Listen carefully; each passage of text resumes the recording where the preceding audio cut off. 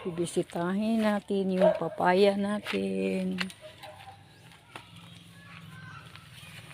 Punta tayo dito sa garden ko. Bibisitahin natin yung garden natin. Baka yung hinog na tong papaya. Nibalang na guys. Nibalang na yung papaya. Ito yung garden ko.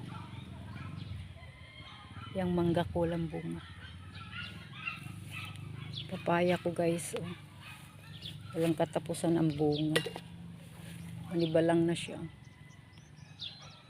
Ito manibalang na siya. Laki ito. Pinahinog ko yan para kay Kano. Kasi ayaw niya yung manibalang matigas daw. Ayaw niyang kumain ng manibalang. Reserve ko yan sa kanya. Yeah.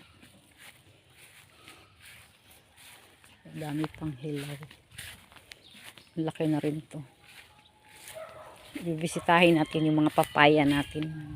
Namumunga na naman.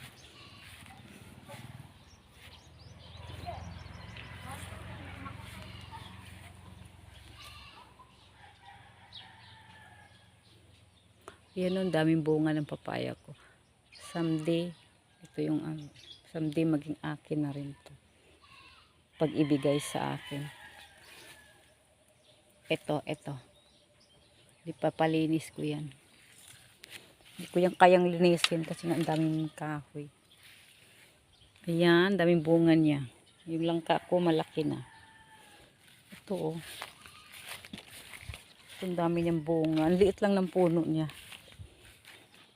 Tinanim ko siya ng mahogany. Ito guys, meron rin. Uy, grabe.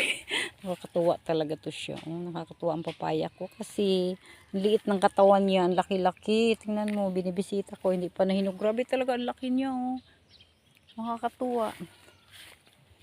Tanim ako ditong dwarf coconut.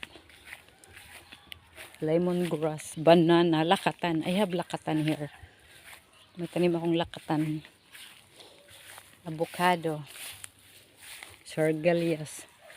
Ang dami kong tanim ditong balinghoy na tumubo na yung balinghoy ko. Ayan, oh. Ayan, hindi ko pa siya nililinis kasi nasisira yung ano. Kasi nga pinapalaki ko muna bago ko siya linisin. Dami kong tanim na balinghoy. Ayan.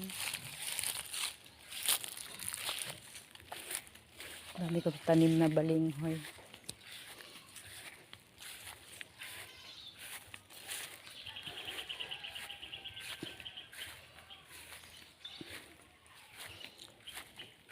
Dami, pinaikutan ko ng saging.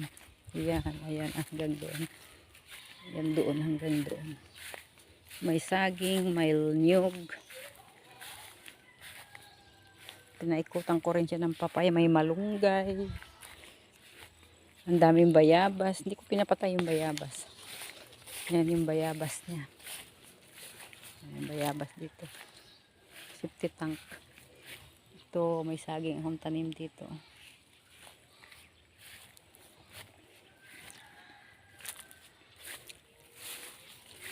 May chicken sleeping. Chicken ko guys, natutulog. Good morning chicken.